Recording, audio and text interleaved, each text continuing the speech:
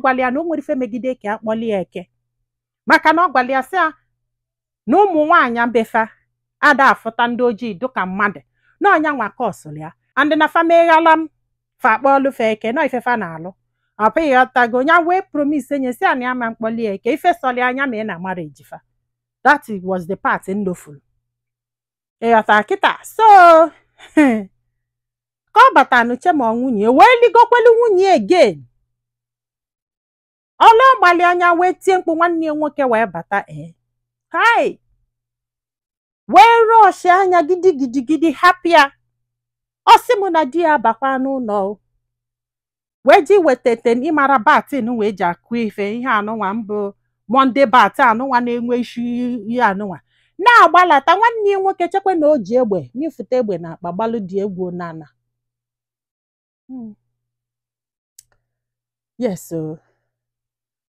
gwuo nana ewee gakpe ka eke wee bịa o eke wee bịa wee palụ die mana mgbe eke bịara arụ ya niile mere gịnị pabruzis ife dị etilie wee bịa kafuo ọpụghị ghọtago. So na ịmalụ n'obodo oyibo na ọpụlụ na ị na-eti nwaanyị ife o wee gbagha egbe ma eme anything self defense ọpụghị ghọtago. So ka ndị eke batara wee fịa nya wee tụtụrụ egbe nwanne ya nwoke dobere si ndị eke nọ nyanwa nọ self defense ọpụ ifo gị wee kpọrọ nyanwa wee pụọ ewelu wee si nọ domestic ihe nwa ọpụ ifo gị nọ domestic ife nwa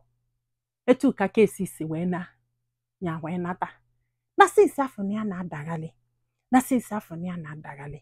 nya marịta ya si efile efi nya wee si ka amala ife ndị mmadụ lụ ma ife nụnwa nya mere iwere egbe nwanne ya nwoke gbalụ die si nọ nyanwa maka na ya mana ya ga na free maka domestic ịghọta na ya mana ya ga na free mana nwanne ya nwoke ama na free na aga ewege nwanne ya nwoke n'ime forever and ya kwukwere na nwanne ya nwoke afọ sesili tatu isi niile gara ọkwa ịghọtago na ife amele ọdụ njọ na ya feel guilty na ife amele adịrọ mma mana ọ dị kọsụrụ ya na ọ dị kọsụrụ ya maka na ya kwelie nkwa na ya ma mkpọli ya eke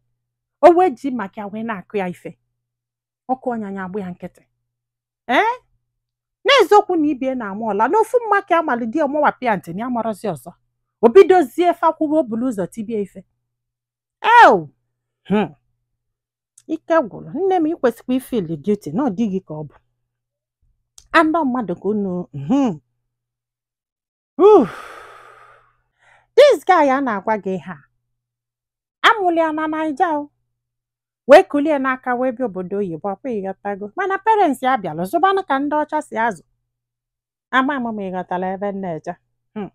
maka na o nwere ndị ga-abịa n'udulu ụmụ ha gbogote ma zụba ha dịka mmadụ abụ ịghọtago ihe anọnwa wee mee kịta ọ bụ m ifeel guilty yes this girl sị m na ife a chọrọ ịma bụ ọ pụlụ gị ka ụdị ife amelie dara na ngada gị ga-agba nkịtị ka akpụlụ nwanne gị nwoke bịala ịgbalụ gị ọgụ nne ya sọpọtụrụ ya ka o mee ife o melụto di ya ọkwa ịghọtago unu ga-ede kọmentị welụnụ nwayọọ biko welụnụ nwayọọ maka iru akwụkwọ amụrụ m nwaanyị n'one ama mme ife a this lady me hapụchakwa na a na-alụ di na nwunye mana nwanne bụ nwanne yes nwanne bụ nwanne regardless di gị ka ị kwesịrị protect mana mgbe ụfọdụ ichuzu di gị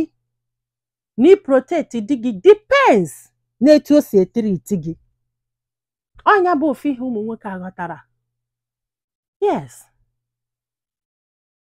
etu isi etiriti nwaanyị ka o si eshow gị love itiriti anya well o show gị love well ị na-etiriti bad ọ na-eshow gị love bad that is the rule n'ibu die imegbusi enye ịchọkwa bịa na side nke ka ọ gbalụ gị ọgụ ọ dịrọ possible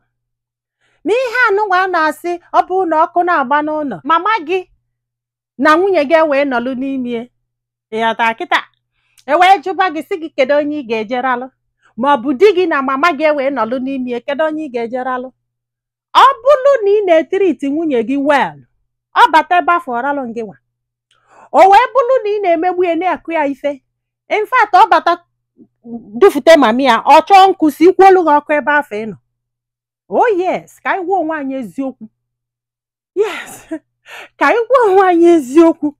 Ịmasị bụ na ị ga-etigbusi nwaanyị kwa mbọsị ị na-akụ ya, ọ dị ime ị na-akụ ya ime nne ama ibie bụ ifesọlụ gị weli eme chụrụ nwaanyị agbogo chụrụ nwaanyị agbede bọsọ ọkụ gbabala ka ọ bịa golo gị nwa. Ọ dị egwu ị na-agwa bịatị, ee bịatị ka ị na-agwa apụghị ọtago ewu. Mana etele ugbo etele ose, onye ọbụla kwesịrị ịta afụfụ dọlụ nju ya. Yes, nwanne gị nwoke nwere right maka na ọbịa ka ọ batara, ọpụghị ọtago. Ma still di gị enwere right iti gị ife regardless na nwunye ka ị bụ, maka na ọ bụ na ị kpọrọ eke still ọ ga-ejekweli nga gbasa that marriage.